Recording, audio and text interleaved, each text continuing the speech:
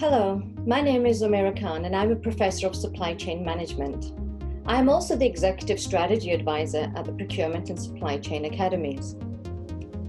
Today, I'm here to introduce our roundtable discussion and accompanying white paper on the digital supply chain.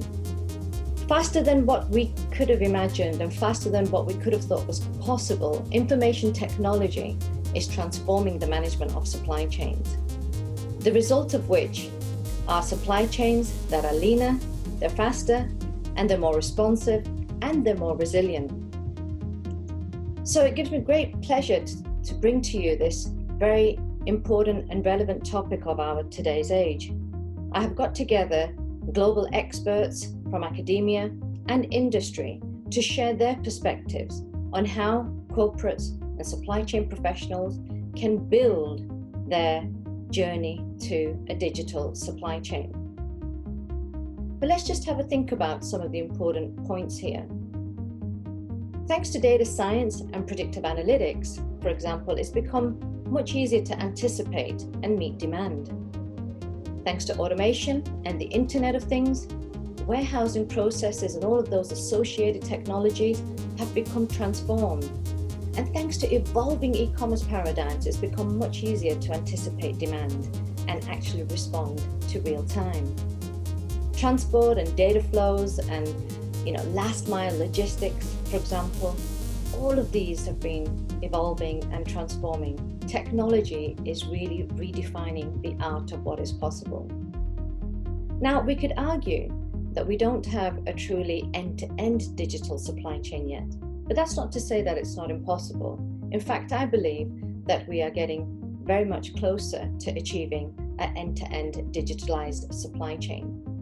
And some of these partially exist already. But quite simply, let's just think about, some of the building blocks didn't even exist not so long ago.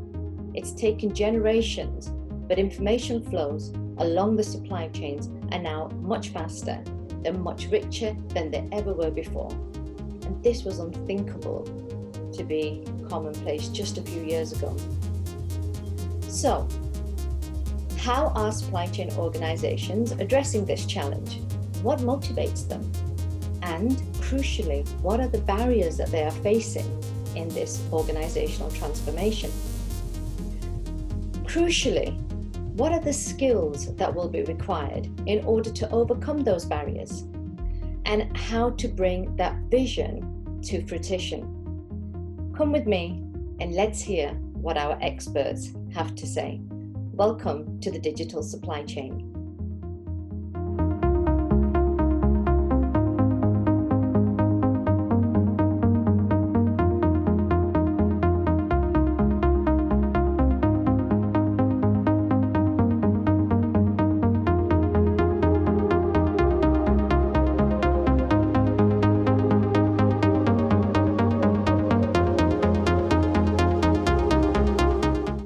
Probably, I think one of the biggest is in the way in which the customer or the consumer has become enabled to take control, so to speak.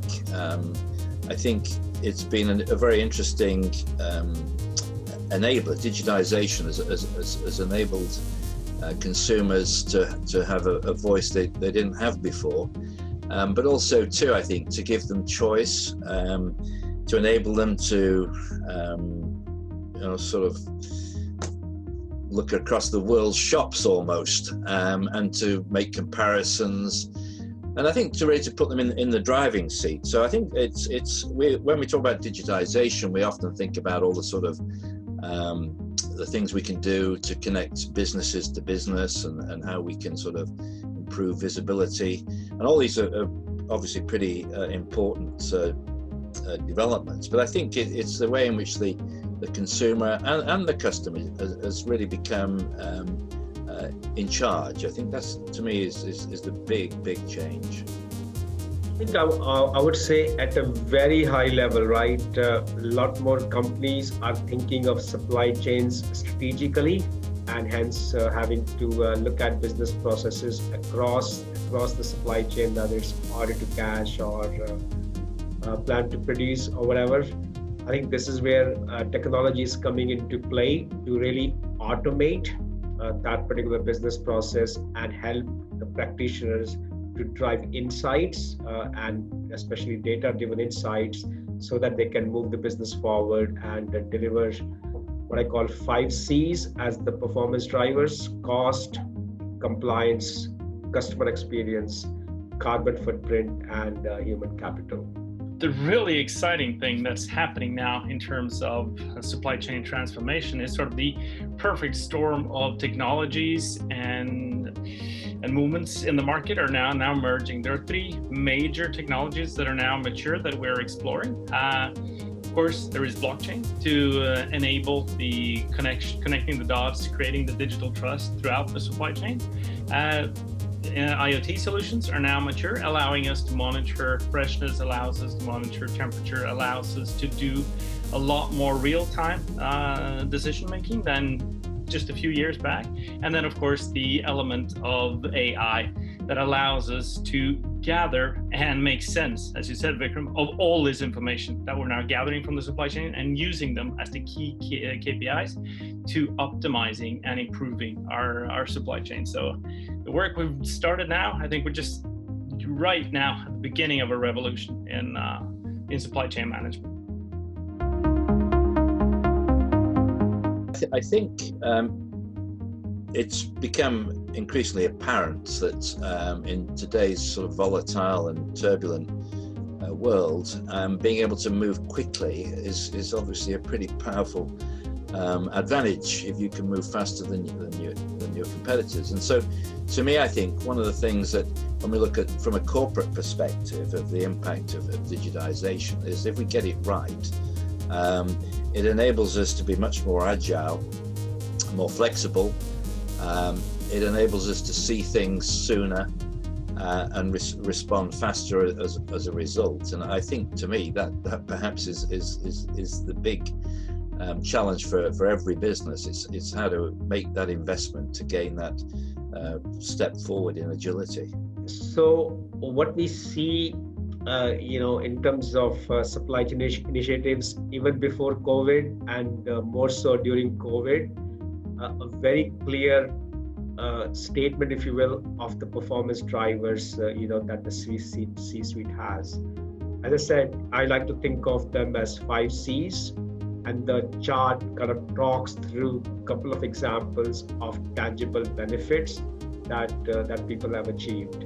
So if I look at, the case from a food manufacturer, it was not just about reducing cost, but also about reducing the carbon footprint as well. Or another one in the UK, a major trade counter. For them, it was all about not just cost reduction, but availability. And they actually started with the supply chain to improve availability and hence customer experience rather than trying to put kind of a zazzy front end, if you will. So I would say, that clear performance drivers has been the key success factor. And then if I look at the key characteristic, again, the chart kind of talks through 5 key characteristics. I know there is a lot of talk of agile and responsive right now, but we think of 5 characteristics that are really important from driving a strategic change. And those are, as the chart shows again, robust and scalable, agile and responsive, multi-dimensional visibility, efficiency, and digital and human as sort of the key characteristic.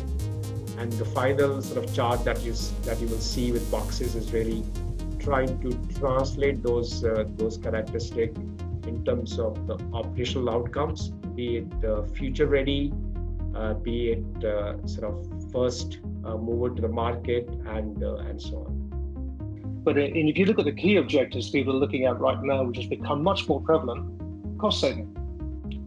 Cost saving in your supplier base. That is, without doubt, what I've seen as to be the key initiative now that people are trying to address. And of course, you can't do that unless you know what you're spending with your suppliers. Unless you know who your suppliers are and what you're spending with those suppliers, forget it. It ain't going to happen. So, that I think specifically now, whilst we're in this COVID area, well, that area of demand management and cost saving has become paramount, I believe.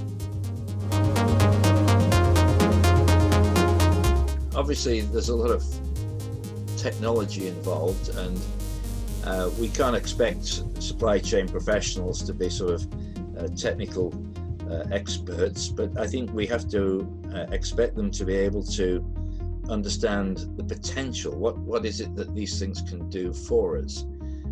We might not understand the finer points of blockchain, for instance, but how can I sort of use it to help improve my global supply chain? Just using that as one particular example. I think the real skills gap isn't necessarily on the technology side as far as supply chain managers are concerned, but it's about being able to think outside the box. It's about being able to see the big picture, because it's about what can digitization do to make my business more effective, to make it more competitive. Like I was saying before, for me, the big impact of digitization was on the consumer and the customer. Now, as a supply chain manager, am I able to understand what that actually means in terms of how I need to redesign my supply chain, how I need to maybe even rethink the sort of basic business model that I've been using? So this I think is the skill that we need. We need many skills, but it's this ability to think outside the box, to be able to look holistically from one end of the chain to another, and to really see the sort of opportunities that digitization brings.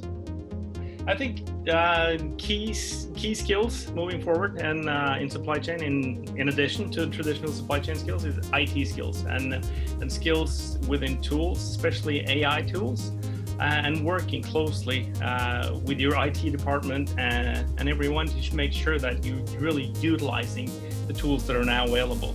I'm not talking about the ability to code blockchain or dig that deep into the elements, but to embrace the technology and really make it your best friend would be my advice. Yeah, so I think in terms of skills, I think the key is, again, to not treat the transformation as a technical transformation, but really as a business change, right? So along with that, as the chart sort of reflects, I would say the key category of skills where there is a massive gap are data and analytics. I think, again, Espen sort of alluded to that. I think understanding the data and trying to get insights from that is really, really critical. And we actually see finance and supply chain coming together to understand the data. The second would be a strategic business leadership. So I think, again, we have a lot of supply chain professionals who are very good functional leaders. But as supply chains become really strategic, how do they start to understand the customer behavior and try to align supply chain around that? So I think that becomes really, really critical. The whole talent management is key as well. The third category would be around sort of influencing, which is, again, influencing sales, influencing marketing, and so on. I think Unilever calls supply chain at the heart of the business. So rather than taking every promotion that the business does, you actually try to understand the profitability and cost and all the broader implications and really influence the broader stakeholders. And the last skill is sort of what I call operational skills, whether it's having the factory staff who understands technology, as well as, making sure there is the right capacity of drivers, for example, and logistics and so on. So that, I would say, are the four key buckets in terms of the skills.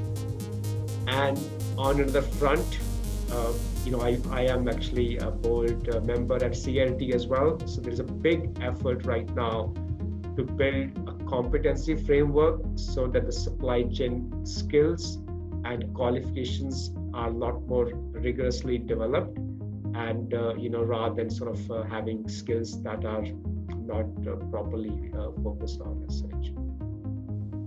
I think understanding technology really focusing on what's out there right now. I think it's going to be a core skill moving forward because of this whole ethos around transformation and digitization around the business is going everywhere. So if you can understand a little bit more around the vendors that provide solutions, how they get deployed, how particular types of technology can assist in a particular area of transformation, do that. Get closer to your IT team. Get closer to your CIO. Go and spend time with them. Because typically they will have a good understanding of what's going on. But you as a supply chain professional should really understand how technology is being deployed. What are the advantages? What are the disadvantages? What's working? What isn't working? Go and see some analysts. Go and talk to you guys, right? Go and talk to people who understand this, because you'll get an awful lot out of it. So that IT understanding is going to be absolutely critical to you and to your career, I believe, moving forward. I think perhaps it's probably the sort of mindset that, we assume that all we're trying to do is to sort of just do a better job of what we've been doing for the last 20, 30 years. Whereas digitization, I think, is transforming businesses in a way which means that they will look very different from the way they looked before. And so it's the willingness to sort of disrupt yourself before others disrupt you.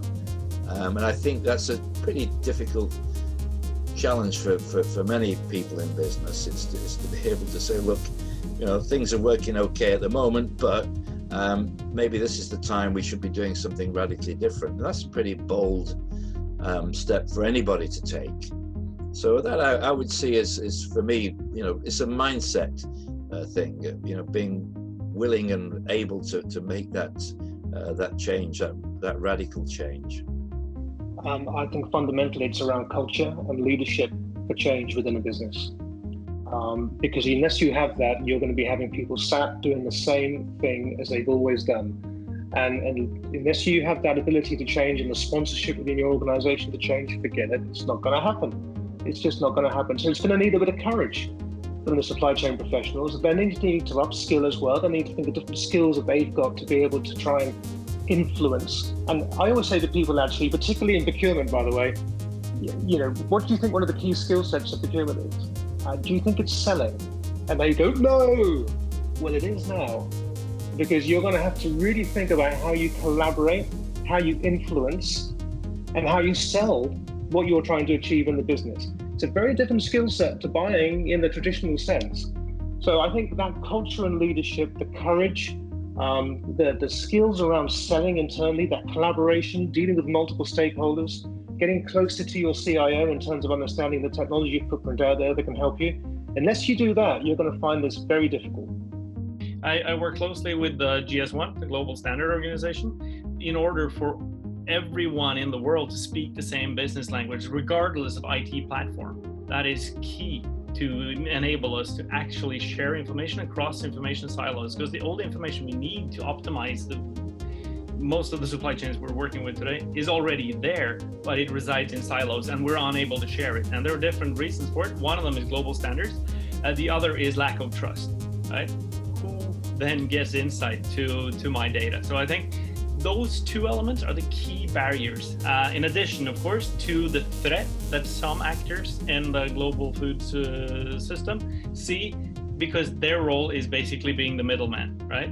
And the middleman is afraid of sharing information in these, because they're afraid of losing their position and afraid of losing power, right? In the next year's negotiation, if they share data all the way down to who their suppliers are and all of that. So it's down to global standards, it's trust, and it's making sure that you work closely with your partners all the way down the supply chain. So I think those are key hindrances and also the things we really need to work on. Sure. First is spend quite a bit of time on the business model, right? Make sure that you really know what you want to optimize, and make sure you do it with your best friends in your supply chain, if you want to make that term, right? Start with picking projects that are fairly easy to achieve, to gain some insights and find the key challenges first initially, and then roll out to scale as such. When it comes to what information is necessary to actually achieve what you're trying to do, be very critical of the data points that you think you need. Right? Each data point that you collect in a supply chain, each event you think you need, has a cost associated to it, and make sure it's worth it. My mantra when doing these projects is always, I want as much as necessary, but as little as possible, right, when it comes to data. And that has to do also with data quality, because we cannot use data to optimize our supply chains if the quality of the data is poor, right? And that's often a bigger challenge than lack of data, right? Moving into this. Once you have that in place, make sure you have that initial success. So I think that would be key to my key advice. So I would say the first one is a very clear understanding of the performance drivers. We talked about 5 C's: cost, customer experience, carbon footprint, compliance, and human capital. I think that's really, really critical. The second would be making sure, key building blocks, especially operating model, is evolved so that it's fit for purpose and more comprehensive. And the third key takeaway would be to have a roadmap where, even though you will deploy technology or other processes in chunks, but they all combine up to that strategic roadmap and overall digital transformation, rather than having too many pilots that are not joined up. Begin with this issue about being willing to disrupt yourself before others disrupt you, and that recognizing that there is a major opportunity here. There's also a risk if we miss out on the ability to make this move better than our competitors, because we've got to remember that the world's moving on. Nobody's actually standing still. That's my first point, I think. The other one actually really is about recognizing that none of us actually know what the shape of the future is going to look like. None of us could have predicted, for instance, the level of change that's been required as a result of today's level of digitization. So I think the thing for me would be to keep the options open. In other words, I don't want to commit to a decision now in terms of the supply chain architecture, investing in facilities or whatever, which might limit my ability to change and to change quickly. So I think that the second point would be this one about seeking to invest in solutions which give me flexibility, that don't tie my hands, essentially. And maybe the third one is going back to that talent issue, is that recognizing that we do need to constantly invest in supply chain talent, and that I think has a lot of implications for education, obviously, and for the courses that we run in logistics and supply chain management. I think there's been too much of a focus on what we might call left brain skills, which are very much about analysis, very much about sort of formulae and so forth, and that's fine, we need it. But I think we need a bigger investment in what we might call the right brain skills, which are much more about understanding connectivity, thinking in terms of complex systems, understanding that the whole is greater than the sum of the parts. It's this sort of holistic view of the world, and that's a pretty difficult skill, I think, for any of us to take on board.